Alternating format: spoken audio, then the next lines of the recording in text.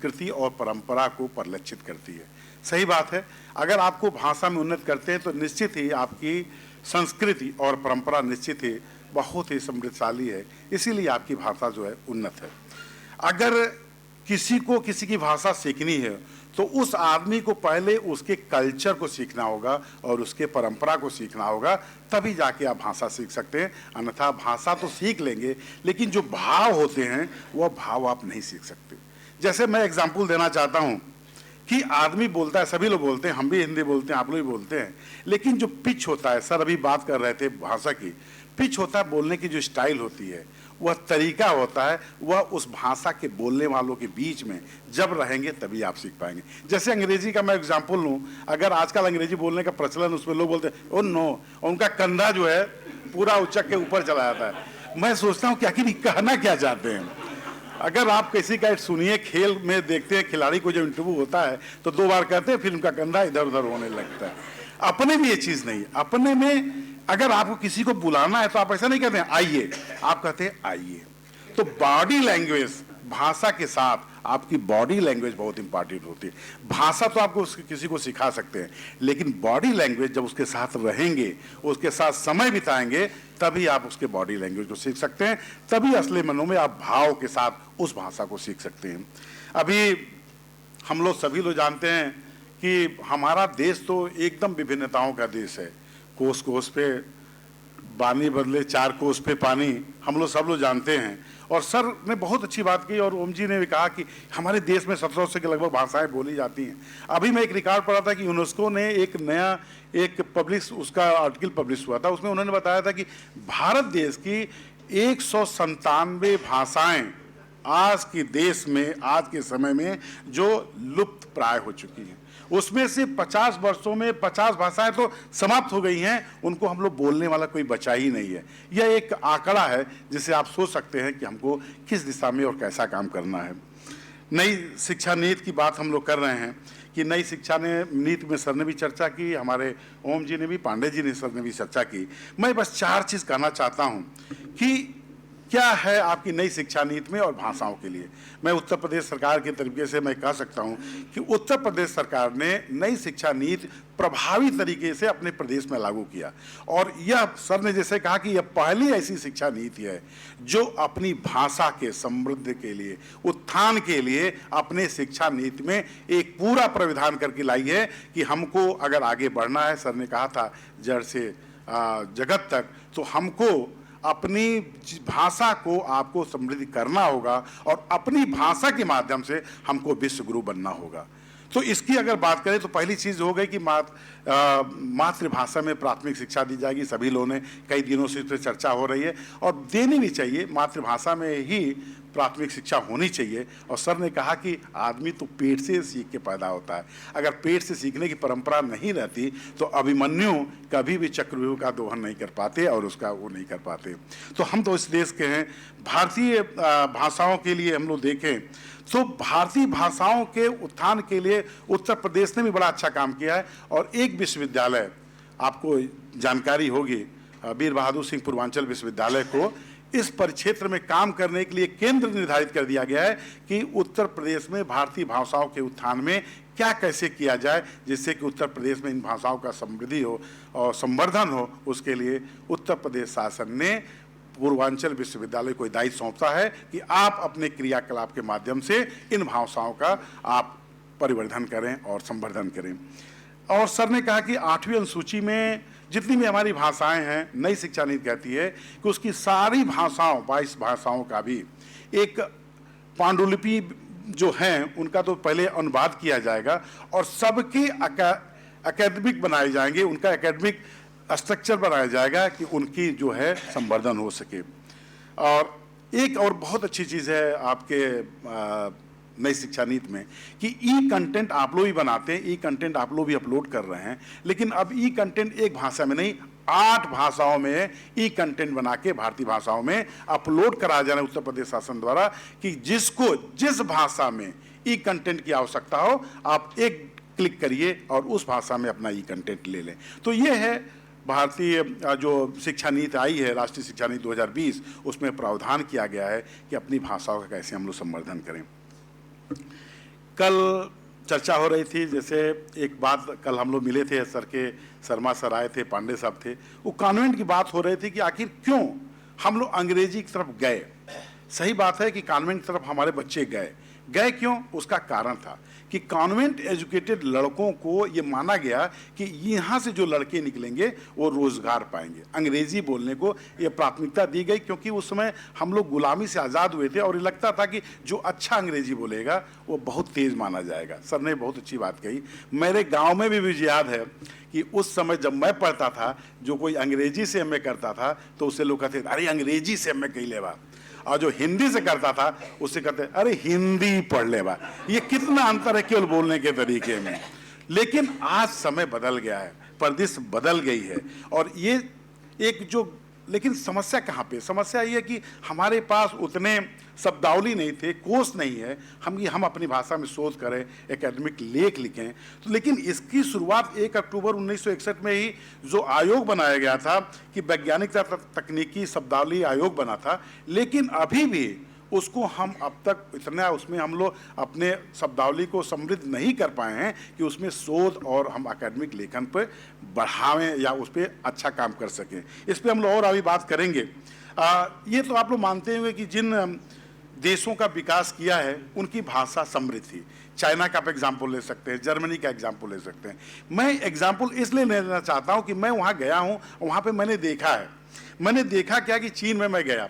मैं आप एग्जाम्पल से सुनिए, देखिए क्या वहाँ पर स्थिति थी। चीन में एक भारतीय थे जो अमेरिका से आए थे, मेरी उनसे मित्रता हुई। मैंने कहा साहब आप चाइना क्यों आए? उन्होंने कहा मैं चाइनीज सीखने आया हूँ। हम कहने अरे महाराज इंडिया आते तब आप यहाँ पे कंपनी डालते। उनकी बात को आप लोग गौर करिएगा। उन्होंने कहा देखिए मैं भारतीय हूँ, मेरी इच्छा थी कि मैं इंडिया में जाऊँ, लेकिन मैं वहाँ हिंदी नहीं सीखने जा सकता ना। हम कहें क्यों? क्या मुझे वहाँ इंडिया में हिंदी की ज़रूरत नहीं पड़ती है? अगर मैं जाऊंगा इंडिया में काम करने तो इतना टूटी फूटी अंग्रेजी सारे इंडियंस बोलते हैं कि वहाँ का नाव वाला भी अंग्रेजी बोलता है, तो मुझे सीखने क्या हो सकता है। लेकिन अगर मुझे चाइना में बिजनेस करना हो तो मुझे बिना चाइनीज समझे पढ़े मैं यहाँ पे बिजनेस नहीं कर सकता। तो ये सबसे बड़ी कमी इन्होंने बताई कि हम लोग अपनी भाषा को उतना नहीं दे रहे थे। कारण क्या था कि अंग्रेजी सुलभ थी यहाँ पे। जब अंग्रेजी सुलभ होगी तो कौन हिंदी में लिखे काका की लिखने जाएगा। अंग्रेजी आसान लगी, उन्होंने उसको पकड़ लिया।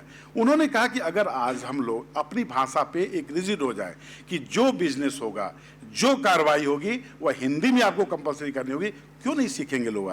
चाइनीज में जाके चाइना सीखते हैं, और चाइना के इतना डेवलप चाइना हो गया है कि उनके जितने भी सॉफ्टवेयर हैं, जितने भी कंप्यूटर से सारे चाइनीज लैंग्वेज में। और हिंदी लैंग्वेज तो बड़ी आसान है, चाइनीज लैंग्वेज जो चित्रलिपि है, कितने उसमें चित्र, एक चित्र अपना तो कीबोर्ड से आप काम चला लेंगे, वहाँ हर शब्द के लिए एक कीबोर्ड है, चित्रलिपि है। तो उनकी इतनी टिप को उन्होंने इतना बढ़िया बना लिया है। तो आज आवश्यकता है हम लोग अपने भाषा को में जितने भी टेक्नोलॉजी है, सर ने बहुत अच्छी बात की, जब तक हम टेक्नोलॉजी में अपनी भाषा को अच्छा नहीं करेंगे तब तक हम केवल सेमिनार तक ये कह सकते हैं कि शोध और एकेडमिक लेखन हम अपने हिंदी में करें या अपनी भाषा में करें। तो पहले हमको अपने टेक्नोलॉजी में सुधार करना होगा, तब आगे आना होगा। मुझे याद है मेरे गुरुजी बीएचयू में हुआ करते थे, पीएल गुप्ता साहब। उन्होंने उस जमाने में हिंदी में अपना शोध थीसिस लिखी।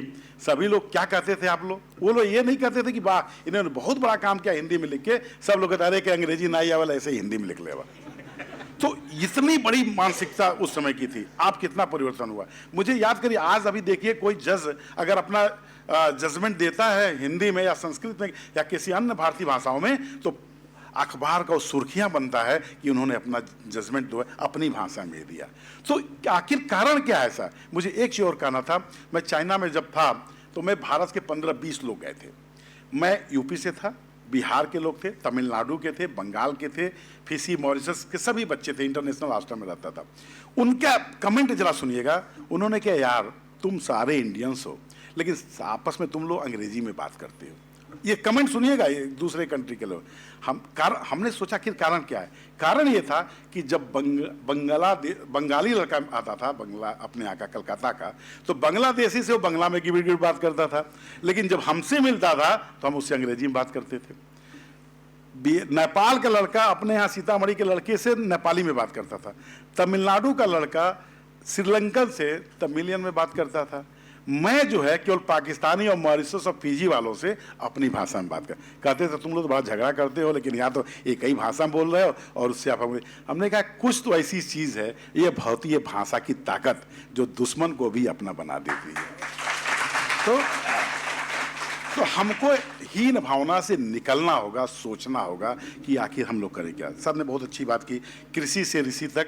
निश्चित ही प्रोडक्टिविटी से हम शुरू करें, लेकिन हमको केवल प्रोडक्टिविटी से नहीं शुरू करना जाना है, हमको जाना है कृषि से ऋषि तक। ऋषि मतलब ज्ञान का पुंज, वह इतना संतोष, इतनी जानकारी हो जाए, वह उसका माध्यम आपका केवल होगा जड़ से जगत तक। मतलब आपको अपने जड़ को नहीं छोड़ना है, अपनी भाषा को, अपनी परंपरा को, अपनी कल्चर को नहीं छोड़ना है, लेकिन जाना हमको विश्व गुरु बनने तक।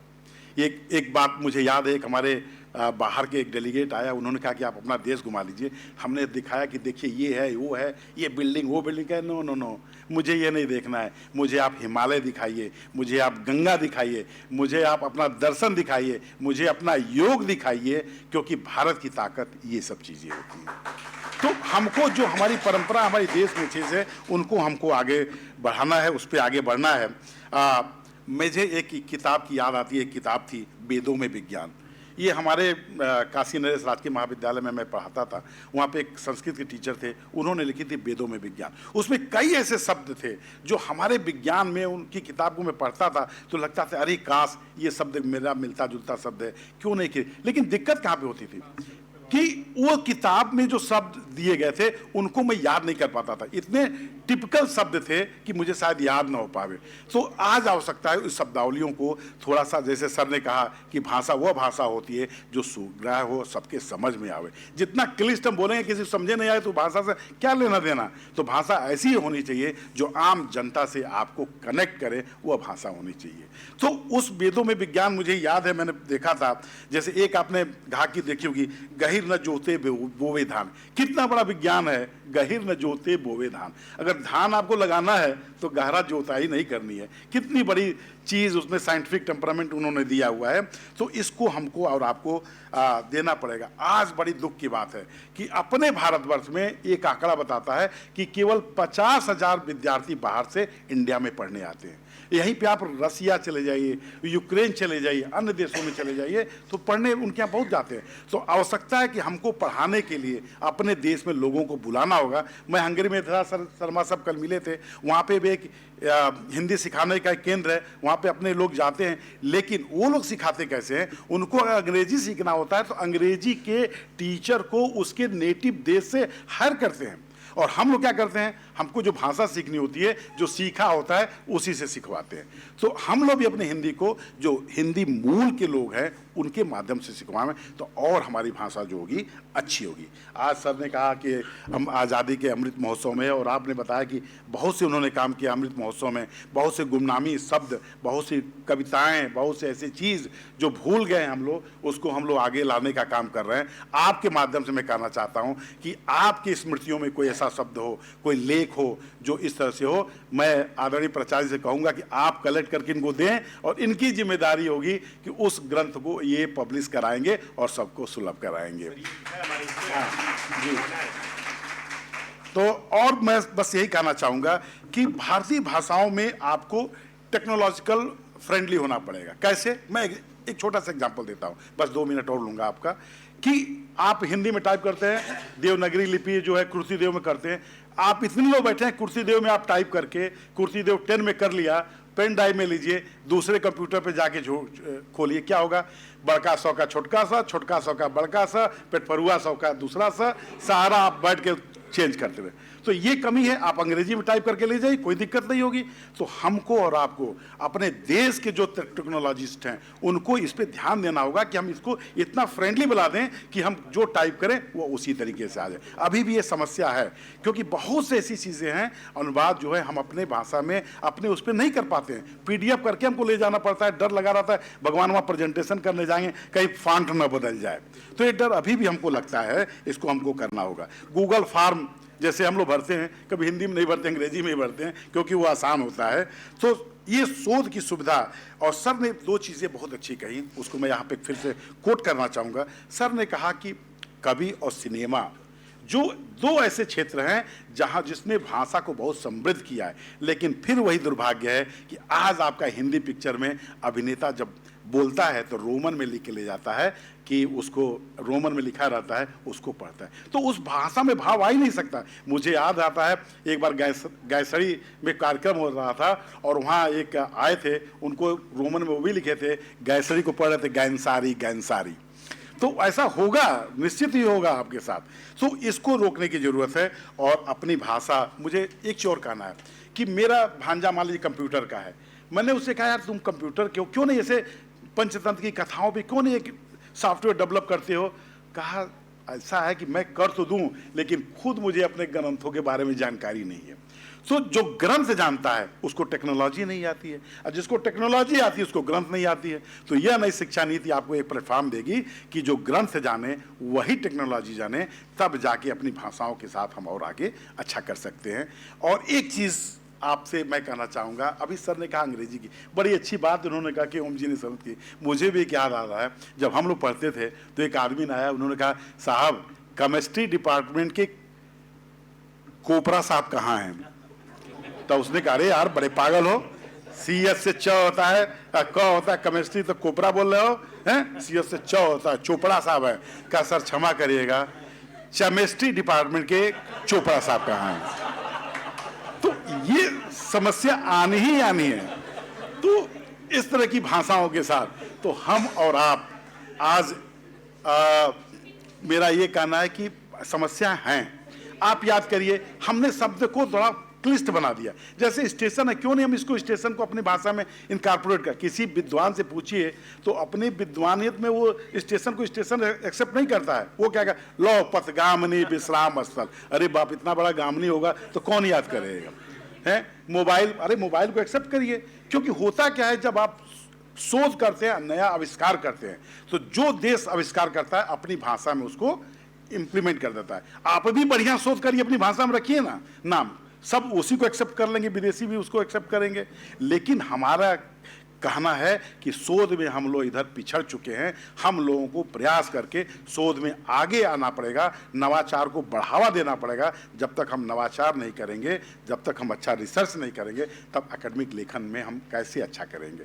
सर ने बहुत अच्छी बात कही कि प्लेगरिज्म का ज़माना है, नकल नहीं करना है। कोशिश हो रही है, बहुत से लोग अब हिंदी की तरफ उनका जुकाम भारतीय भाषाओं की तरफ हो रहा है। 5 उत्तर प्रदेश शासन में 5 केंद्र चलाए जा रहे हैं कि जहाँ पे भारतीय भाषाओं को कोई भी आदमी जाके सीख सकता है, पढ़ सकता है। मैं साइंस का, मुझे याद है मैं एक बार हिंदी में लिखने बैठा तो एक साइंस में होता है पैकिटीन। पैकिटीन आपने सोचा होगा, सेल डिवीजन में आता है पैचिटीन। अब उसको क्या लिखें, पैचिटीन लिखें कि पैकिटीन लिखें, क्या लिखें? वो अगर कोरियन, जैसे एक होता है कॉच पॉस्टुलेट, वो जर्मन शब्द है कॉच, कोई इसको काख बोलता है, कोई कॉच बोलता है, कोई क्या लिखे। तो ये अपनी भाषा में हम लोग बना के डाल दें कि भाई हम इंडियन है से तो ही बोलेंगे, हम बन के ना बोलेंगे कख ख, इधर से निकालें इधर से निकालें। अरे जो हमसे निकालना है उसी तरह से निकालें। तो अपनी भाषा को आपको समृद्ध करना है तो अपने टेक्नोलॉजी फ्रेंडली हमको होना होगा, और टेक्नोलॉजी के साथ अपनी भाषा को हम आगे बढ़ाएंगे, तभी जाके हमारा देश वह जो भाषाओं का संवर्धन की बात करता है, अपने देश के कल्चर की बात करता है, उसको हम लोग उसको विश्व पटल तक पहुंचाएंगे। ये मेरा आशा है कि इस सेमिनार से जो रिजल्ट्स निकलेंगे निश्चित ही इसमें अपना योगदान देंगे, और ये लगेगा कि देवरिया के एक छोटे कस्बे से निकला हुआ है ज्ञान आज विश्व फलक पर दिखाई पड़ेगा। मैं पुनः महाविद्यालय परिवार के प्रति हार्दिक कृतज्ञता ज्ञापित करता हूं कि उन्होंने मुझे एक अध्यक्ष का दायित्व दिया, इतना बड़ा पद दिया। मैं आपके प्रति आभार प्रकट करता हूं। सर आए हमारे परिषद में, सर आपके प्रति भी आभार, ओम जी, पांडे जी, और आप लोग दूर दूर से हैं, आप लोगों को बहुत बहुत धन्यवाद। Thank you.